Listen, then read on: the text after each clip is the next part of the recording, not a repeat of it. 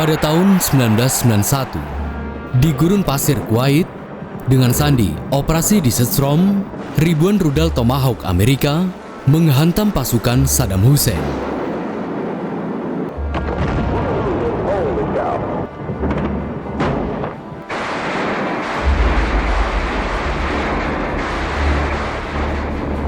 Dalam waktu singkat, Irak berubah menjadi puing-puing api. Asap hitam membumbung dari ladang minyak yang terbakar. Perang Teluk jadi tontonan global. Peperangan ini menjadi perhatian dunia. Setiap mata terpaku ke Timur Tengah.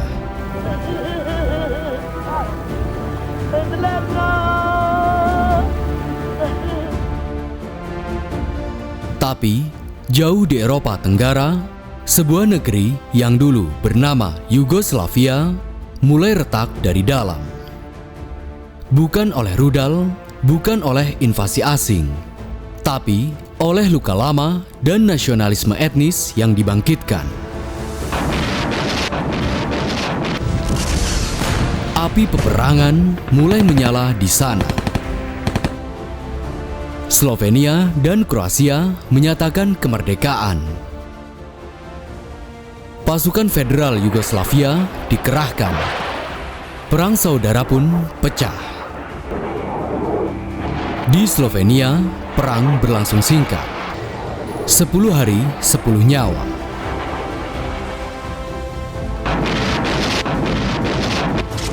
Tapi di Kroasia, neraka benar-benar pecah. Kota Vukovar hancur dibombardir selama 87 hari.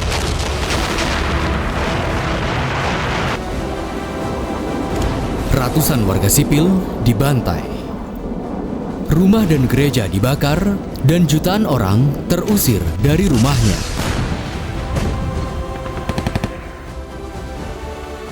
Yugoslavia yang dulu dikenal sebagai negeri damai, kini berubah menjadi ladang pembantaian. Pasukan federal yang katanya menjaga persatuan justru menjadi alat penghancur.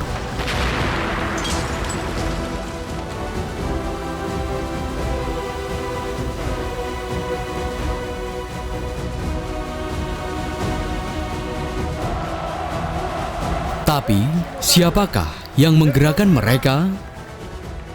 Mengapa semua ini harus terjadi? Dan bagaimana perang ini berubah menjadi bencana kemanusiaan terbesar di Eropa setelah Perang Dunia Kedua? Video ini adalah episode ketiga dari series Sejarah Yugoslavia.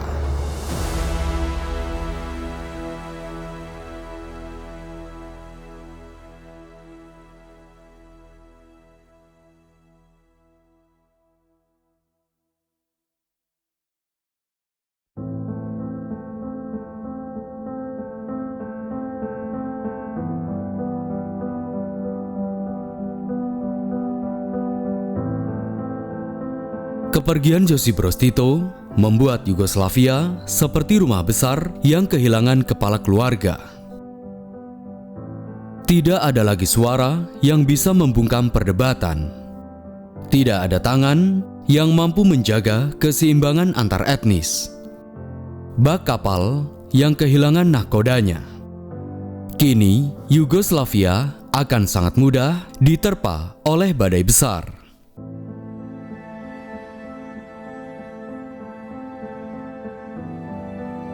Pasca Tito wafat, kepemimpinan diserahkan ke Dewan Kepresidenan Kolektif yang terdiri dari 8 wakil dari 6 republik dan 2 provinsi otonom. Presidensi ini bergiliran tiap tahun. Namun, mereka memiliki satu masalah yang serius, yakni tidak ada otoritas tunggal. Tidak ada yang mampu menyatukan negara seperti Tito. Keputusan terhambat, kepemimpinan jadi pasif, dan rakyat mulai kehilangan kepercayaan pada sistem federal.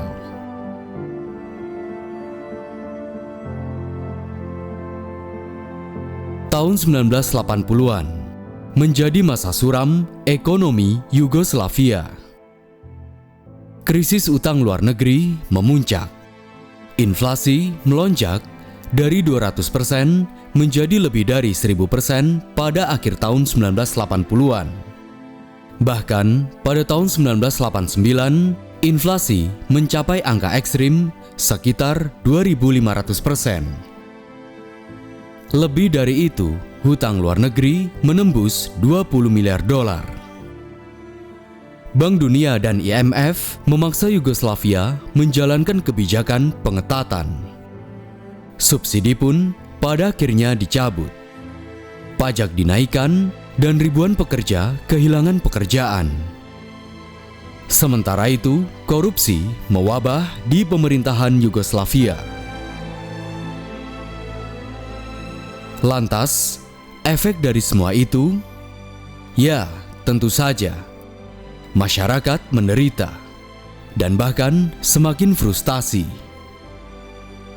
Dan seperti biasa, dalam sejarah perjalanan suatu negara yang dihuni oleh beragam etnis, ketika ekonomi hancur, identitas etnis kembali dicari. Hal yang akan mengakibatkan api konflik akan menyala. Api konflik itu pertama kali menyala di Kosovo.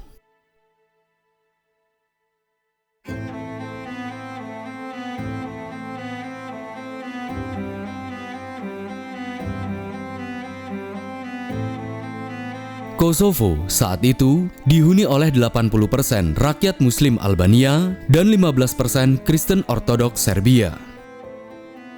Rakyat Albania yang merasa mayoritas enggan tunduk pada Serbia yang minoritas, yang pada dasarnya Kosovo saat itu adalah provinsi otonom dalam Republik Serbia.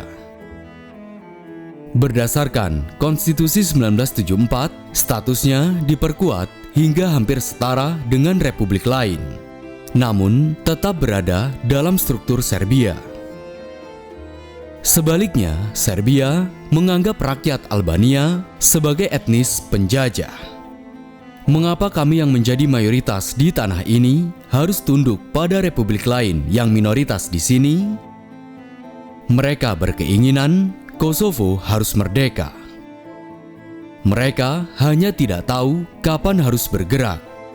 Dan beberapa bulan setelah Tito wafat, mereka mulai bergerak. Maret 1981, demonstrasi mulai terjadi di berbagai kota. Awalnya, pemerintah daerah mencoba meredam. Namun, demonstrasi menyebar cepat dan semakin bersifat nasionalis etnis. Para demonstran yang terdiri dari rakyat Albania meneriakkan, "Kosova Republik, kami bukan minoritas, kami bangsa." Demonstrasi mahasiswa Albania di Kosovo ini menandai adanya lonjakan nasionalisme yang telah lama ditekan. Bagi Serbia, itu ancaman. Sementara bagi Albania, itu adalah harapan. 1 April 1981, Gereja Kristen Ortodoks dibakar oleh para demonstran. Hal ini semakin memperparah situasi. Untuk meredam kerusuhan, pemerintah Yugoslavia termasuk Serbia yang menganggap rakyat Albania sebagai separatis sejak lama, mulai mengerahkan 10.000 pasukan militer. Bentrokan pun terjadi. Sebagai akibatnya, puluhan orang tewas dan lebih dari 1.000 orang luka-luka. Ribuan orang ditangkap, terutama mahasiswa dan intelektual Albania.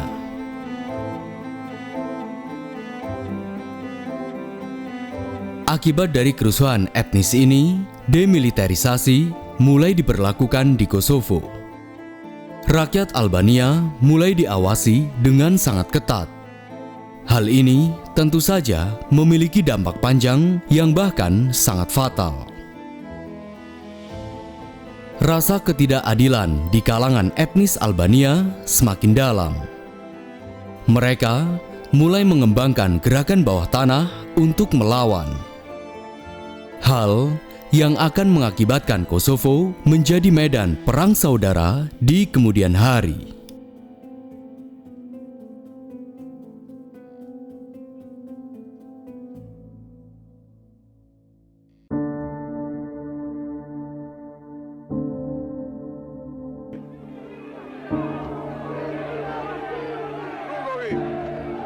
Di tengah kekacauan ini, muncul seorang politisi muda dari Serbia, bernama Slobodan Milošević.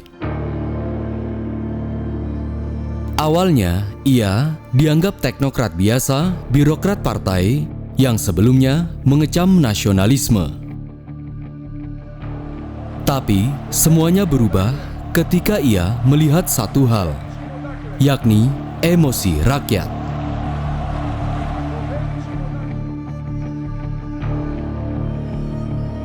Pada tahun 1987, Milošević datang ke Polje, Kosovo, tempat minoritas etnis Serbia yang mengeluhkan diskriminasi dari mayoritas Albania. Tujuan awalnya adalah untuk meredam. Namun, yang terjadi justru sebaliknya. Di depan kerumunan Serbia yang marah karena merasa ditindas, Milošević pun menemukan panggungnya. Dengan menggunakan retorika nasionalis Serbia, dalam pidato-pidatonya, Milošević menekankan bahwa Serbia selama ini dizolimi dan perlu mengambil kembali hak-haknya. Svaka druga osnova koja bi bila zasnovana na nacionalnoj netrpeljivosti. Tidak ada yang akan memukul kalian lagi. Rakyat bersorak, dan Milošević pun menjadi bintang. Dari sinilah dimulai era baru politik Serbia, termasuk pamor Milošević. Dalam waktu singkat, Milošević menguasai Partai Komunis Serbia dan mengendalikan pers serta televisi negara. Tidak diragukan lagi, Milošević adalah politisi ulung. Tanpa perlu kultus personal ala diktator klasik, ia menanamkan loyalitas melalui kontrol media dan aparat keamanan. Bahkan, satu persatu, pejabat yang tak sejalan disingkirkan. Dan, sebuah rencana besar pun dimulai.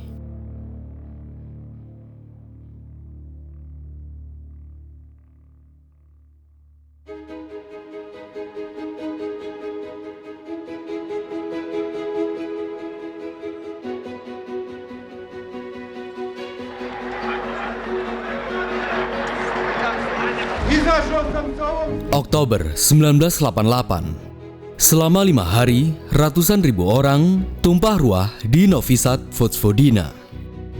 Mereka meneriakan kemarahan pada pemerintahan Provinsi Vojvodina. Dengan teriakan slogan, "Oh Serbia dalam 3 bagian, sebentar lagi kau akan utuh." Amarah massa pun mulai meluap. Kantor pemerintah Vojvodina dilempari ratusan kantong yogurt. Rakyat pun mulai menggulingkan pemerintahan provinsi dengan paksa dan menggantinya dengan tokoh pro-Milošević. Tanpa tank, tanpa darah, hanya dengan protes yogurt. Peristiwa ini kemudian dikenal sebagai Revolusi Yogurt.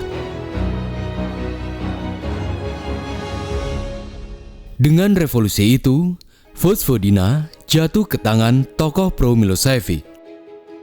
Menurut pengamat politik, serangan terhadap Vojvodina itu adalah persiapan politik paling kotor untuk mulai memecah Yugoslavia. Namun, bagi pendukung Milošević, ini justru momen perjuangan mereka. Tak lama setelah Vojvodina, ironisnya, gelombang protes serupa menjalar ke Montenegro dan Kosovo. Para pemimpin republik yang dianggap menghalangi persatuan, semuanya disapu bersih oleh gerakan People Power ini.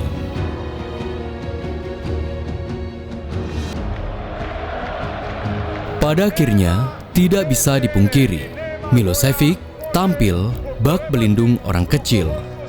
Dengan mengendarai kemarahan rakyat, Milošević telah menjelma sebagai manusia agung di mata orang Serbia. Milošević naik ke puncak dengan cepat. Pada tahun 1989, Slobodan Milošević resmi menjadi presiden Serbia, yang mana kini memegang 4 dari 8 suara di Dewan Kepresidenan, seperti di Serbia, Kosovo, Vojvodina, dan Montenegro. Pada akhirnya, Milošević berhasil membuat Serbia secara de facto memegang kendali atas Federasi Yugoslavia. Dominasi Serbia pun dimulai. Dan perpecahan itu dimulai dari Kosovo.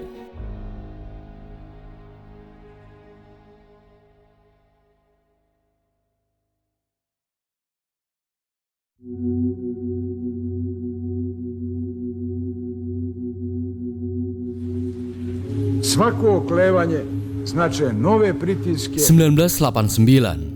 Slobodan Milošević mulai melancarkan manuvernya untuk mencabut otonomi Kosovo. Da se ljudi vrate na svoja ognjišta ili ćemo i mi kolektivno da idemo. Gdje svaki izgubljeni dan znače produžavanja krize na Kosovu.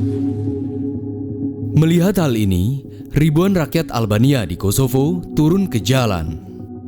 Bahkan, pada bulan Februari 1989, sebanyak 1.200 penambang tambang Trepka melakukan mogok makan selama 8 hari di kedalaman bumi. Aksi itu mengguncang Yugoslavia. Presiden Slovenia, Milan Kucan, secara terbuka menyatakan para penambang Kosovo itu sedang membela Yugoslavia. Sementara Milošević dan pendukungnya menuduh hal ini sebagai aksi separatis melawan Serbia. Melihat situasi genting ini, pada tanggal 3 Maret 1989, pemerintah federal Yugoslavia mengambil langkah keras dengan mengumumkan keadaan darurat di Kosovo dan mulai mengirimkan 15.000 militer ke sana lengkap dengan puluhan tank untuk mengamankan Kosovo. Meski begitu, rakyat Albania tetap melakukan protes senyap.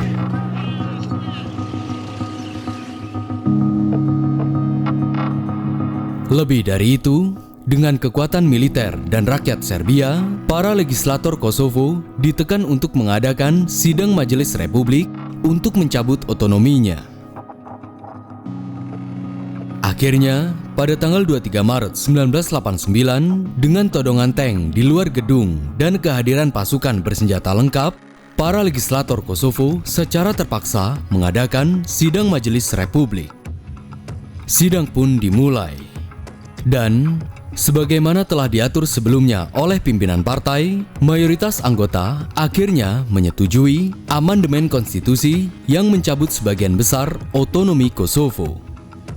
Hanya 10 orang anggota Albania dari 190 anggota yang berani menyuarakan penolakan. Palu sidang pun diketuk. Hasilnya bahwa otonomi Kosovo dicabut. Salah satu anggota sidang menitikan air mata. Kosovo baru saja diserahkan kembali kepada Serbia.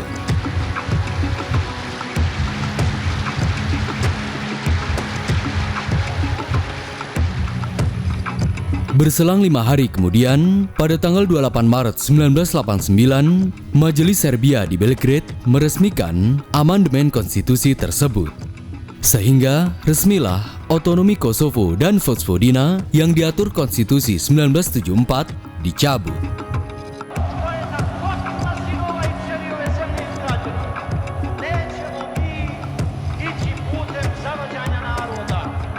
Bagi warga Serbia, ini adalah kemenangan historis.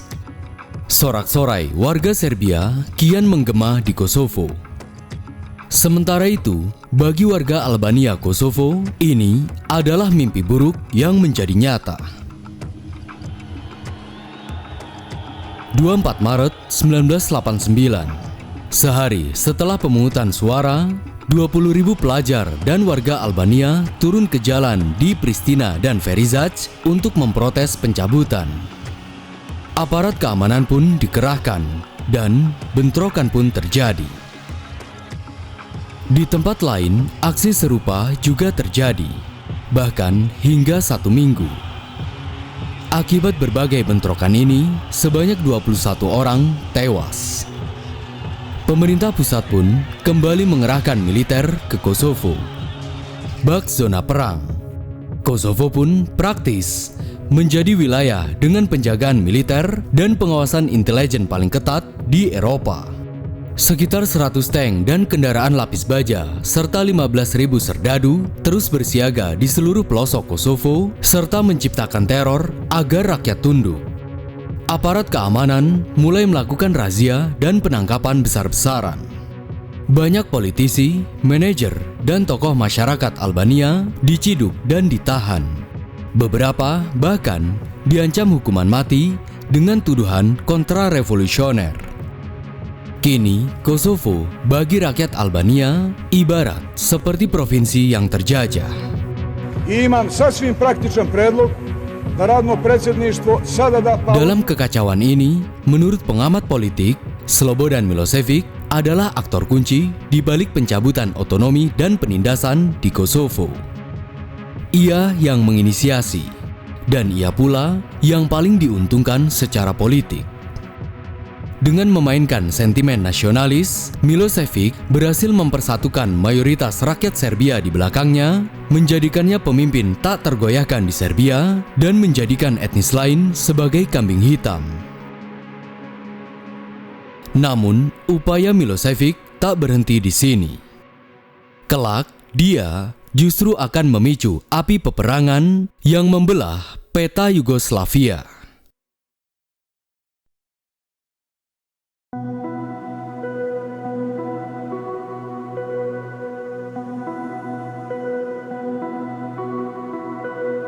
Juni 1989, tepat 600 tahun setelah peristiwa bersejarah pertempuran Kosovo 1389, Milošević berpidato di Gazimestan di hadapan lebih dari 1 juta warga Serbia dengan penuh emosi. Milošević menggelorakan mitos sejarah bahwa Serbia pernah dikalahkan karena terpecah. Di padang Kosovo yang melegenda ini, kita nyatakan bahwa keterpecahan itu tak boleh terjadi lagi. Nada nasionalistis kembali mengeras di akhir orasinya. Bagian paling kontroversial pun terucap. 6 abad kemudian, sekarang kita kembali terlibat dalam pertempuran dan menghadapi pertempuran. Mereka bukan pertempuran bersenjata, meski hal semacam itu belum bisa dikesampingkan. Sorak-sorai masa Serbia kian membahana. Bahkan terdengar teriakan, Kosovo adalah milik Serbia. Milošević menutup pidatonya dengan slogan, "Hidup Serbia, hidup Yugoslavia, hidup perdamaian dan persaudaraan antar bangsa." Hidup Joković!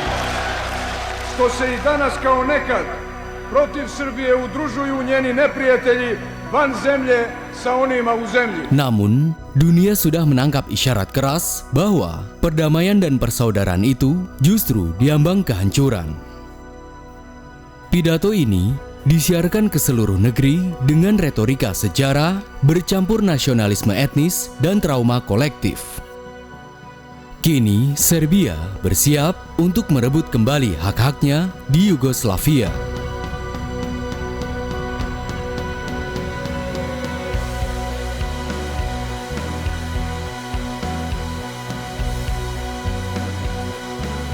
Menurut pengamat politik, pidato ini tak lain adalah deklarasi perang Serbia terhadap etnis lain. Dan benar saja, melihat hal ini, republik lain seperti Slovenia dan Kroasia meradang. Mereka merasa khawatir dengan gelagat rezim Beograd. Retorika persatuan Serbia Milošević dianggap sebagai ancaman bagi otonomi mereka. Ketegangan pun meningkat. Surat kabar Slovenia dan Kroasia mulai berani mengkritik hegemoni Serbia. Sementara media Serbia menuduh pemimpin Slovenia dan Kroasia sebagai separatis egois.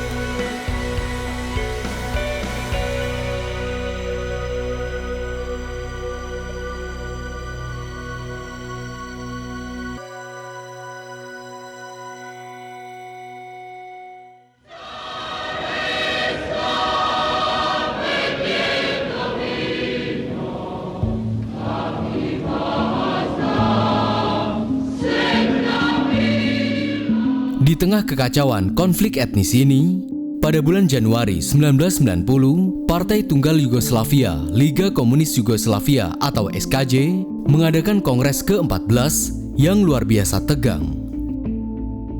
Dalam pemilihan umum, Milosevic ngotot menerapkan asas satu orang satu suara. Namun, delegasi Slovenia menolak mentah-mentah, karena hal itu hanya akan menguntungkan Serbia. Suasana memanas, hingga akhirnya delegasi Slovenia walk out meninggalkan kongres. SKJ pun pecah. Komunisme Yugoslavia kehilangan daya rekat terakhirnya. Odlaska delegata koji su ga napustili i da ustanovi novi kvorum. Beberapa bulan kemudian, di masing-masing republik diadakan pemilu bebas multipartai pertama dalam puluhan tahun. Hasilnya mencerminkan jurang politik. Di Slovenia dan Kroasia, partai nasionalis anti-komunis menang besar. Sementara di Serbia dan Montenegro, Milosevic dan sekutunya justru menang mutlak dengan agenda sentralistis. Retorika nasionalis di semua sisi ini kian membara. Slovenia secara terang-terangan mendeklarasikan kedaulatan hukum. Sementara itu, Kroasia di bawah presiden terpilih Franjo Tuđman menyiapkan jalan menuju kemerdekaan, sembari mengkampanyekan kebangkitan identitas Kroasia. Sebaliknya, Serbia bersikeras menolak setiap upaya pemisahan. Ketegangan segera beralih ke aksi langsung. Aksi itu terjadi di stadion sepak bola. Mei 1990, sebuah pertandingan sepak bola diadakan di Zagreb antara klub Dinamo Zagreb dari Kroasia melawan klub Red Star Belgrade dari Serbia. Namun, pertandingan ini berubah menjadi kerusuhan massal. Fans tuan rumah Dinamo Zagreb menerobos lapangan menyerang pendukung Red Star. Sementara polisi Yugoslavia bentrok dengan pemuda Kroasia. Dan Kapten Dinamo, Zvonimir Boban, terekam kamera menendang seorang polisi yang memukuli supporter. Adegan dramatis ini menjadi lambang perlawanan Kroasia terhadap dominasi Serbia. Bentrokan di dalam bahkan di luar stadion terjadi sangat hebat. Puluhan orang mengalami luka-luka. Jurnalis Barat menyebut bahwa stadion hari itu bak lingkaran neraka. Peristiwa ini bukan sekedar pertandingan, melainkan awal perang saudara Yugoslavia kelak. Sebab dalam hitungan bulan, para pemain klub itu tidak lagi bermain sepak bola, melainkan menjadi milisi-milisi yang memperjuangkan etnisnya masing-masing dalam perang Yugoslavia kelak.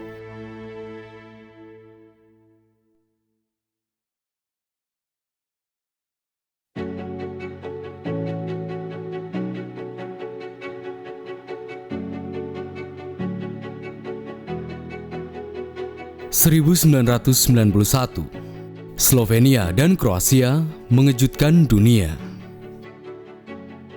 Khawatir dan geram akan dominasi Serbia, pada tanggal 25 Juni 1991, dua republik terkaya di barat Yugoslavia, Slovenia dan Kroasia secara bersamaan menyatakan kemerdekaannya. Hoće postati punopravnim članom Međunarodne zajednice slobodnog svijeta. I pripravljena za vaš pregled.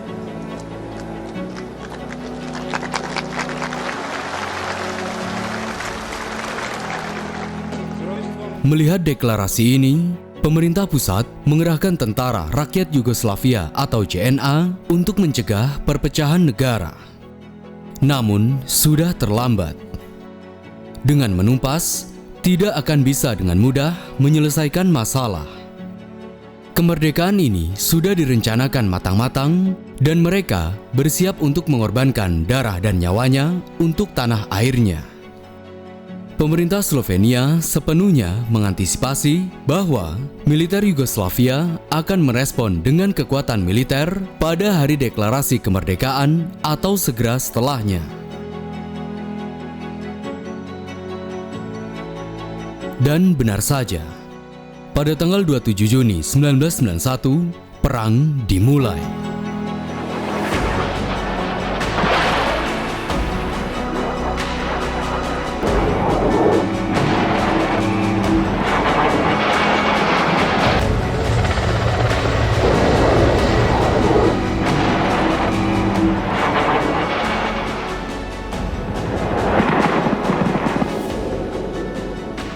Tentara JNA mulai menyerang Slovenia, sementara pasukan Slovenia menghadang. Pertempuran berlangsung sengit hingga berhari-hari dan mengalami maju mundur.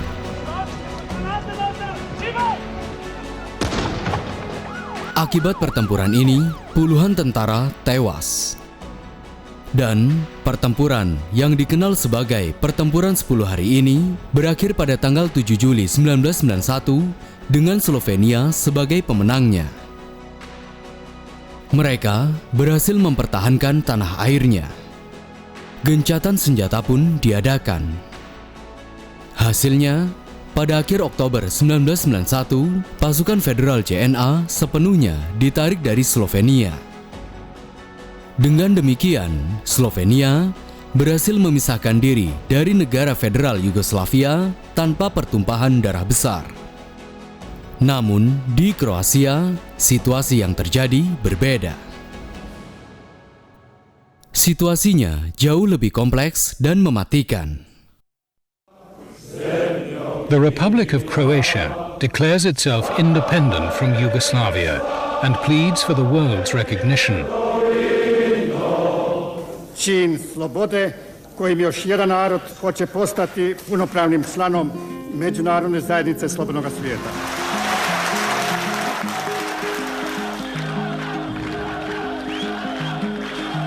Banyak etnis Serbia yang tinggal di wilayah Kroasia merasa terancam oleh deklarasi kemerdekaan itu. Mereka kemudian membentuk kelompok-kelompok milisi pasukan separatis atas bantuan pasukan JNA. Awalnya, JNA mencoba untuk menduduki seluruh wilayah Kroasia. Namun, usaha itu gagal. Akhirnya, atas bantuan JNA, para milisi Serbia Krajina memproklamasikan pendirian Republik Serbia Krajina atau RSK di hampir sepertiga wilayah Kroasia. Akibat hal ini fatal.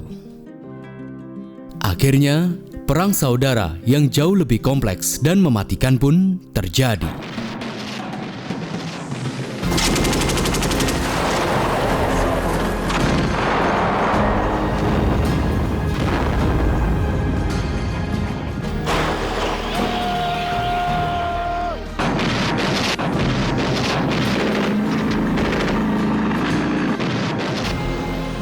Dengan tank dan artilerinya, pasukan JNA dan milisi RSK mulai melancarkan kampanye pembersihan etnis Kroasia.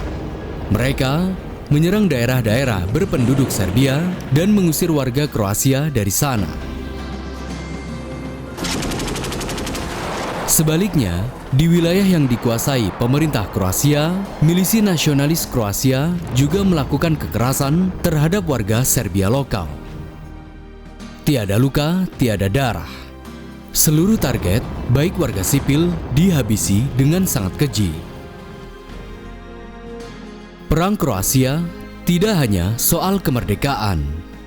Ini adalah soal teritori, etnisitas, dan dendam sejarah. Ustaške horde nastoje da dovrše ono genocida srpskih naroda. Serbia trauma akan tragedi fasisistes Kroasia. Sementara Kroasia berupaya mempertahankan kemerdekaannya. Lebih dari itu, pada bulan Agustus 1991, pertempuran sengit juga terjadi di kota perbatasan Vukovar, di mana kota itu dikepung dan dibombardir oleh pasukan Serbia JNA, baik dari darat dan udara tiada henti.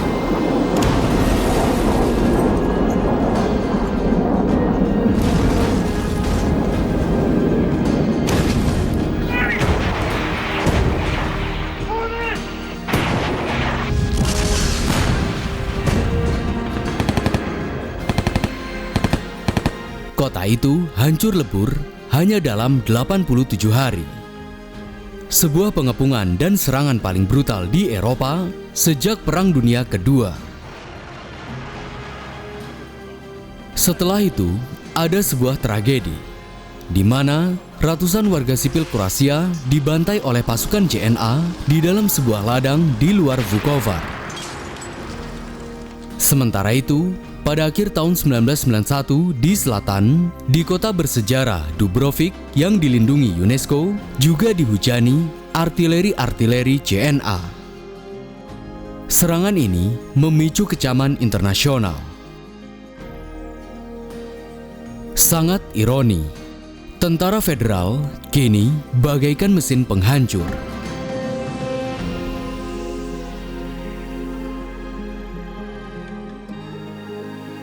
Perang di Kroasia berlangsung sengit hingga bertahun-tahun. Gencatan senjata yang dibantu PBB pada Januari 1992 memang berhasil membekukan front, tetapi tidak mengakhiri permusuhan sepenuhnya. Selama konflik yang terjadi, banyak desa yang dibakar, dan ratusan ribu warga sipil terpaksa mengungsi dari rumah mereka. Diperkirakan, sekitar 15.000 warga Kroasia dan 7.000 warga Serbia tewas akibat perang saudara ini. Is the result of unilateral secessionist policy first of Slovenia then of Croatia. Nema osnove za sprečavanje Hrvatske samostalnosti. Berkali-kali perundingan damai mengalami kebuntuan. Akhirnya, pada tahun 1995, dengan sandi Operasi Flash dan Operasi Storm, militer Kroasia mulai menyerang dan merebut kembali hampir semua wilayah yang dikuasai pasukan JNA dan pasukan milisi RSK Serbia. Kemenangan Kroasia ini mengakhiri eksistensi Republik Krajina. Akibatnya, sekitar 150.000 hingga 200.000 penduduk etnis Serbia dari Krajina melarikan diri ke Bosnia dan wilayah Serbia sendiri. Dikatakan, selama operasi balasan itu, sejumlah kejahatan terhadap warga sipil Serbia terjadi. Dan sebagai akibatnya, komunitas Serbia Krajina nyaris sepenuhnya terusir dari Kroasia. Pada akhir tahun 1995, wilayah Slavonia Timur yang tersisa di bawah kontrol pemberontak pun diserahkan kembali ke Kroasia melalui proses damai di bawah administrasi PBB. Kroasia akhirnya utuh kembali dalam batas teritorialnya. Dengan demikian, Kroasia resmi berpisah dari Republik Federal Yugoslavia, dan peta Yugoslavia telah berubah. Yugoslavia hampir runtuh sepenuhnya. Perang di Kroasia hanyalah awal. Badai yang sesungguhnya belum datang. Di jantung Balkan, ada sebuah negeri yang lebih rumit, lebih rapuh, dan lebih mematikan. Negeri itu tak lain adalah Bosnia-Herzegovina, sebuah republik yang dihuni oleh 3 bangsa, Muslim Bosniak, Serbia Ortodoks, dan Kroasia Katolik. Namun, mimpi mereka berbeda. Ketika Bosnia menyatakan kemerdekaan, bukan hanya senjata yang terangkat, tapi dendam masa lalu yang selama ini ditekan. Kota Sarajevo dikepung seperti neraka yang tak berujung. Ribuan pria Muslim dibantai di Srebrenica, di bawah bayang-bayang bendera PBB. Sebuah tragedi kemanusiaan terbesar di Eropa pasca Holocaust. Dunia pun yang awalnya diam, akhirnya dipaksa turun tangan. Inilah saat ketika Perserikatan Bangsa-Bangsa, NATO, dan seluruh dunia barat memasuki kancah Balkan. Episode selanjutnya, Perang Bosnia, Perang Kosovo, genosida, dan runtuhnya Yugoslavia.